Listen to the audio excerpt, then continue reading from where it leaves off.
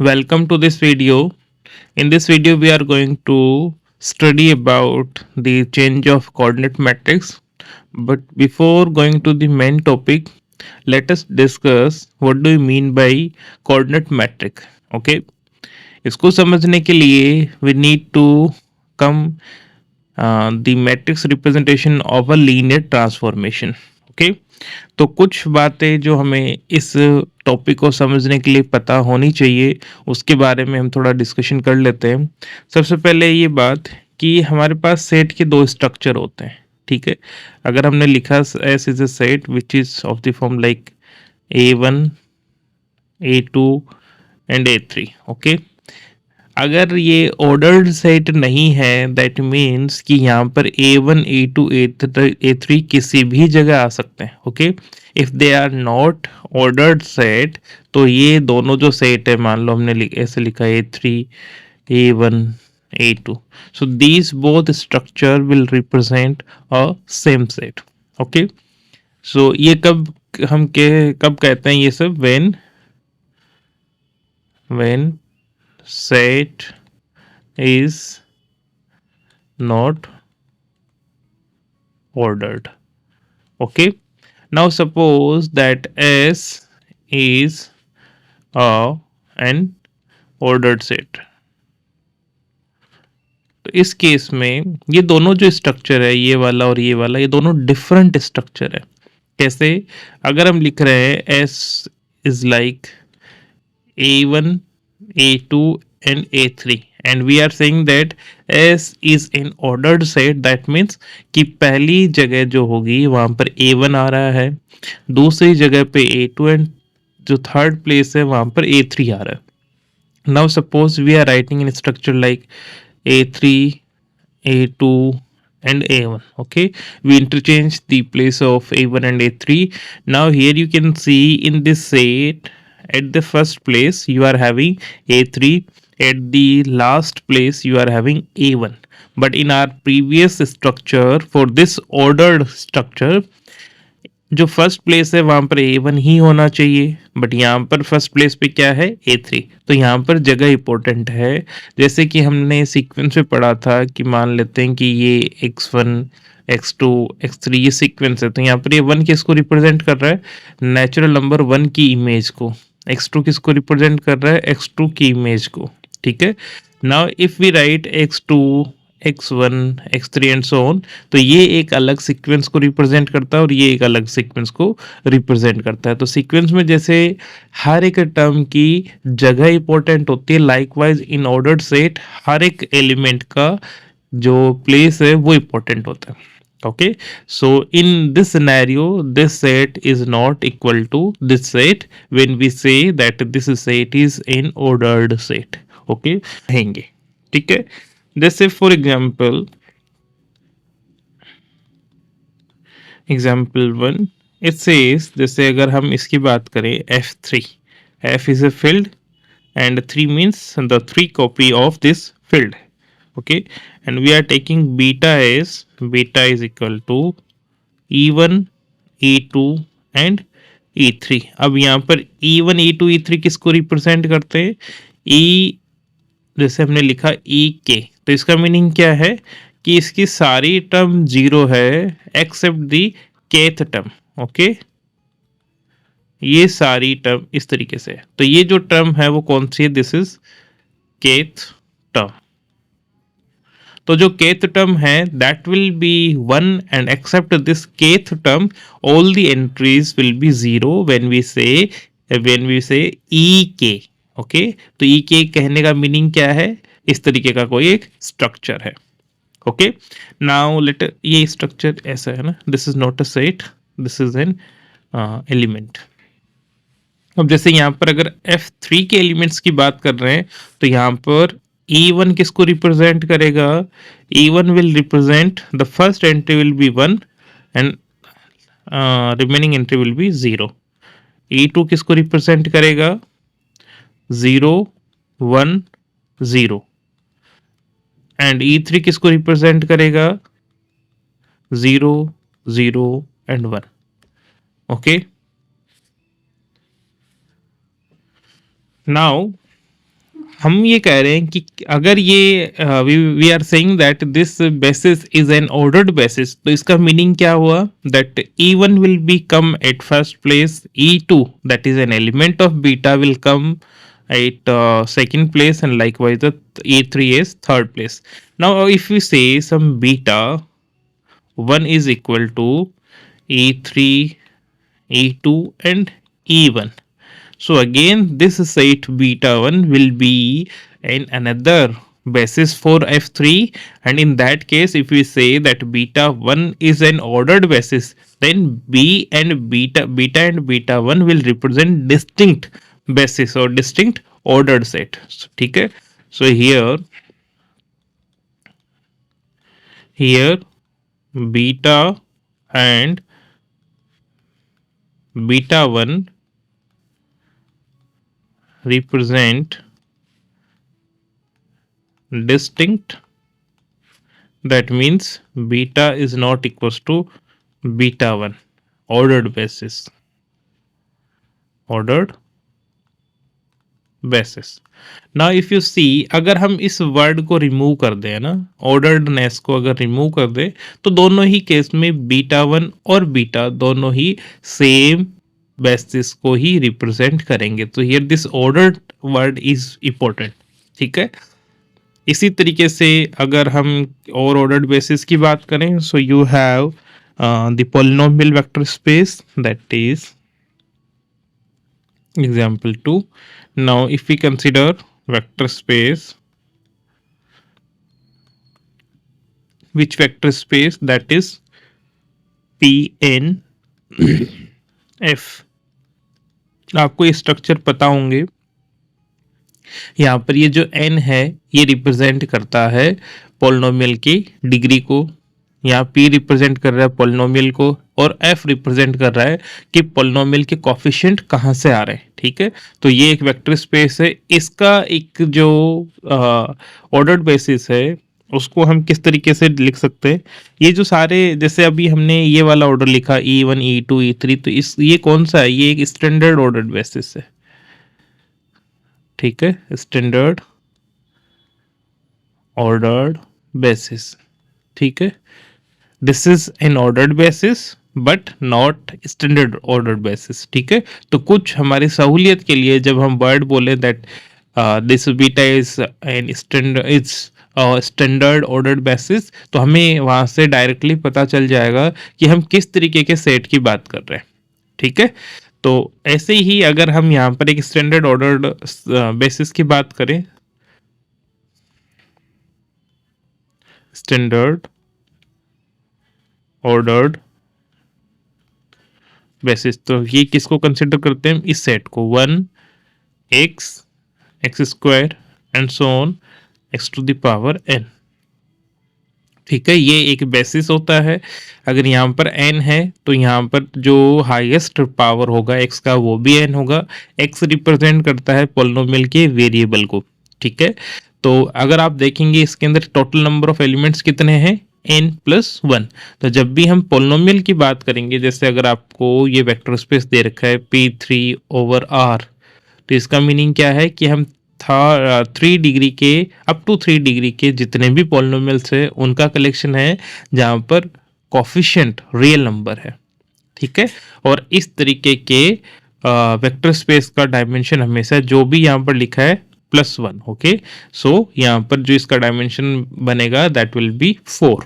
Okay, सो इस तरीके के हम कुछ स्टैंडर्ड ऑर्डर्ड बेसिस की हमने बात की है. वहीं अगर हम मान लो इसको हम बीटा से रिप्रेजेंट करें, इसको अगर हम बीटा से रिप्रेजेंट करें और हमने एक दूसरा सेट बना दिया है beta 1, that is like x k x to the power k+1, x to the power k+2 and so on, x to the power n, then x to the power k-1, x to the power k-2 and so on, x to the power 3, x to the power 2 and x to the power 1. Okay, हमने कहीं से भी इस बीच में से elements को ऐसे लिख दिए, इसी सेट को लिखा है हमने.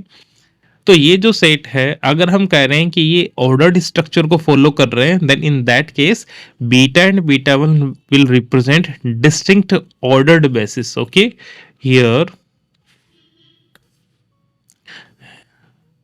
here beta and beta 1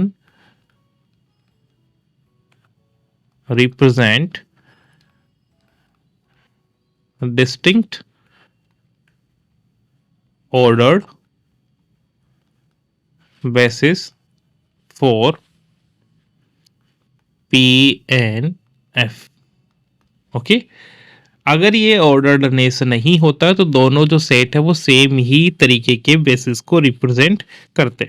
ठीक है, अब यहाँ पर हमें कुछ एग्जाम्पल की नीड है कि हमने अगर ऑर्डर्ड बेसिस की अब बात कर ली है तो अब हम चलते हैं कि कोऑर्डिनेट वेक्टर्स क्या होते हैं. ठीक है, now we are going to discuss the second concept for this lecture, that is coordinate vector. So we are going to study coordinate vector of x relative to the basis beta. Okay, so let us consider that let this beta is equal to u1, u2, u3 and so on u1. जब हमने इस definition को या फिर इस concept को जब हमने स्टार्ट किया था तब हमने ऐसे ही कहा था that vector space V is a finite dimensional vector space. और इसका मीनिंग क्या है कि जब भी हम बेसिस को कंसिडर करेंगे उसके अंदर फाइनाइट नंबर ऑफ एलिमेंट्स ही होंगे. ठीक है, so let beta be an ordered basis for a finite dimensional vector space. Okay, finite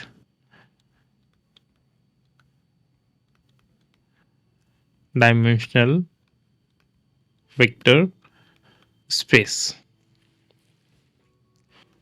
V. ठीक है, अब अगर हम ये कह रहे हैं कि V के लिए ये जो बीटा है इज एन ऑर्डर्ड बेसिस, तो इसके अंदर दो चीजें हो गई. ठीक है, इवन तीन इसके पास प्रॉपर्टी हो गई. पहली चीज क्या है कि इसका ऑर्डर ये फिक्स रहेगा, मतलब कि पहली जगह पे u1 आएगा, सेकंड प्लेस पर u2 एंड सो ऑन. तो यहाँ पर बीटा के हर एक एलिमेंट की जगह फिक्स है. दूसरा ये क्योंकि ये बेसिस है तो इसके पास दो प्रॉपर्टी ऑलवेज रहेगी. पहली क्या है, that this beta is an L set and another is कि beta spans V. That means कि बीटा इस वेक्टर स्पेस V के हर एक एलिमेंट को हम बीटा के एलिमेंट्स के फॉर्म में यूनिकली रिप्रेजेंट कर सकते हैं. Again I am using the word uniquely, ये केवल बेसिस की फॉर्म में ही है.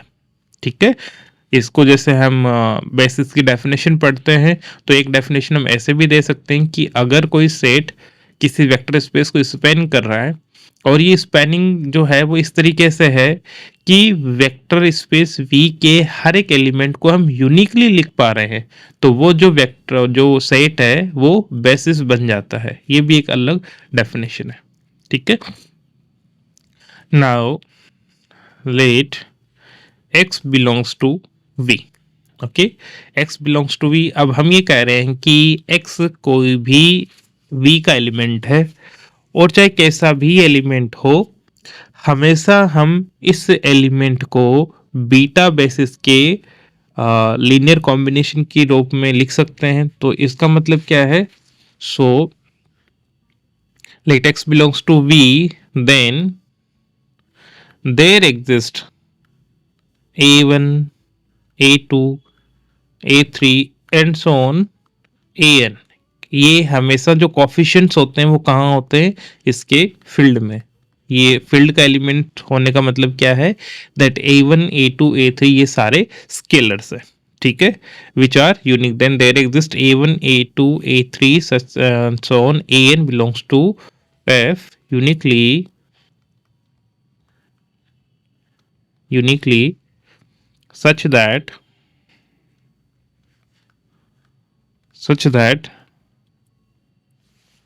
we can write such that X can be written as X equal to A1 U1 plus A2 U2 plus A3 U3 plus and so on plus AN U1। तो इस तरीके से हमने X को beta basis के elements के unique linear combination में हमने लिखा है। ठीक है, अब इसी चीज को हम इस तरीके से भी रिप्रेजेंट कर सकते हैं, summation I running from 1 to n AI UI। ठीक है, ऐसे भी लिख सकते हैं समेशन की फॉर्म में। अब यहाँ पर खास बात क्या है कि अगर इन कोफिशिएंट को अगर हम काउंट करें, ये n कोफिशिएंट्स है, हमें ये पता है कि जैसे ही हमने x को मतलब कि वेक्टर स्पेस के किसी भी एलिमेंट को अगर हमने फिक्स किया तो उस केस में A1 A2 A3 AN ये भी फिक्स हो गए, इनका ऑर्डर भी फिक्स हो गया कि A U2 के साथ जो मल्टीप्लाई हो रहा है वो स्केलर A2 है, U3 के साथ जो स्केलर मल्टीप्लाई हो रहा है that is A3 and so on. तो इस तरीके से इनकी जगह भी फिक्स हो गई और ये सारे एलिमेंट्स भी फिक्स हो गए। यही वर्ड जो है वो यूनिकली को रिप्रेजेंट करता है। यूनिकली होने का मतलब क्या है, जैसे ही हमने A2 की जगह A1 या A1 की जगह A2 ऐसे रिप्लेस कर दिया तो उस केस में this will represent an another element. Okay, अब अगर हम A1 A2 A3 AN in scalars को कंसिडर करके एक कॉलम वेक्टर बना दें। Okay, now make a column vector using AIs as follows। किस तरीके का column vector, A1 A2 A3 and so on AN, इस तरीके का हमने एक कॉलम वेक्टर बना दिया है। ठीक है, ये जो कॉलम वेक्टर है ना, इसी को ही हम बोलते हैं coordinate vector of x relative to basis beta. ठीक है, और इसको डिनोट कैसे करते हैं, so let us write this, we define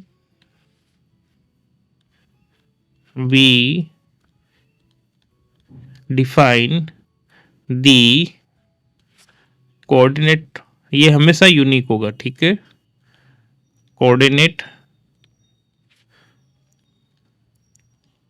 vector of x relative to the basis beta denoted by this like singleton, this x and subscript में हम क्या लिखेंगे, बीटा। जिस बेसिस की फॉर्म में हम लिखते हैं उसको सब्सक्रिप्ट में लिखेंगे, और आगे अभी जब हम पढ़ेंगे तो वहाँ हम एक साथ दो बेसिस को कंसिडर करेंगे। तो यहाँ पर किसको हमने यहाँ ऊपर लिखना और किसको यहाँ पर नीचे, वो भी हम देखेंगे। ठीक है, बाय। सो ये हम किस तरीके से डिफाइन करेंगे, late us write this. So what I'm using the word here, you must be considerate about that the coordinate vector of x, this represent the coordinate vector of x relative to the basis beta। इसको हम कैसे लिखेंगे, वैसे ही A1 A2 A3 and so on A। ठीक है, तो ये किसको रिप्रेजेंट कर रहा है, coordinate vector of x relative to basis beta. ठीक है, तो I hope you understood the concept of coordinate vector.